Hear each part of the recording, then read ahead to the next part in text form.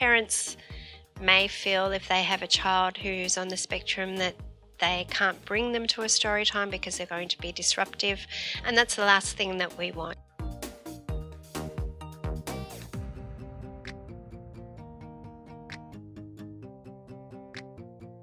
We know that there is a lot of stigma around autism, and that I think comes from the lack of understanding around autism, and that really impacts autistic people and their families. So much so that our research showed that 50% of autistic people and families in this survey said that they felt socially isolated. It's also not good for the children because these very children they actually need a bit more practice with their social skills and social communication. A lot of autistic people work so hard to fit in, and I don't think that's fair.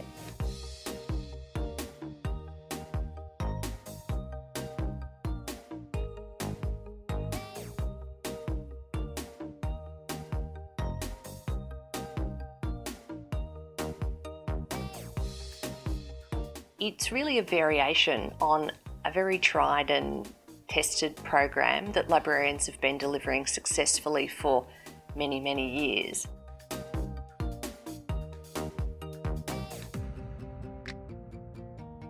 It started with, I guess, me being a parent with a child on the spectrum, and I made contact with them, and they were an absolutely amazing peak body, and they were a source of so much information and resources and things like that.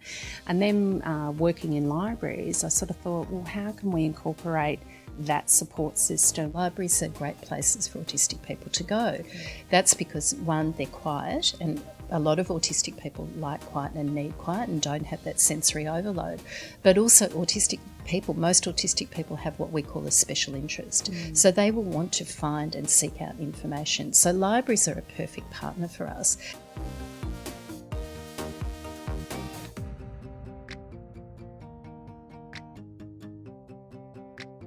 I found it really great. At first I was a bit worried that it would take up heaps of my time, but as you go into it, it's actually very straightforward.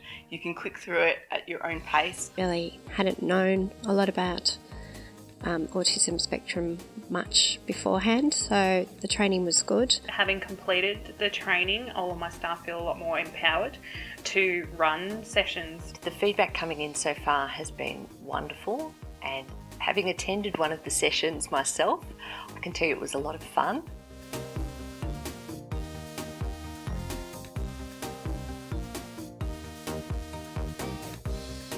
Basically, it's just your normal story time with a few extra elements thrown in. It doesn't mean that it's different or separate, it's just enhanced actually, and it's still even more fun for neurotypical children. Probably the most obvious and visual thing that was different was the schedule board.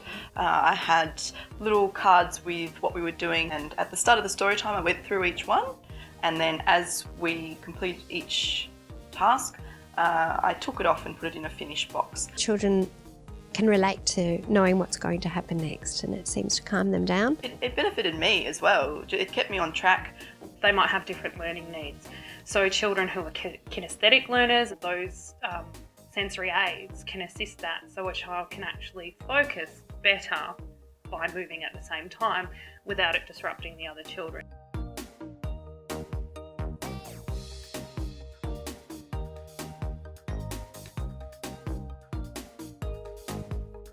We will have separate story times for kids on the spectrum monthly, but we actually wanted to include the practices in our everyday story times. I think that's the key to being properly accessible, is embedding accessibility across everything we do. Yeah. It shouldn't be a separate thing or a special thing. Inclusiveness is not about that person having to ask.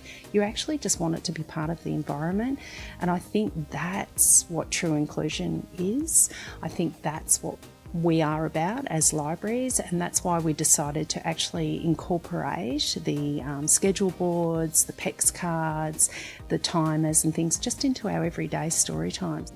When we really model inclusive practices in what we do, it actually helps the community model inclusive practices in what they do. You know, it creates that awareness, it creates that understanding and that acceptance.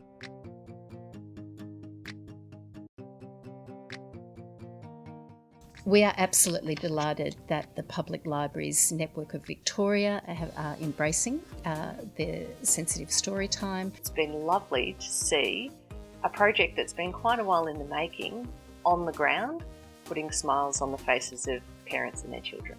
We just look forward to more libraries coming on board.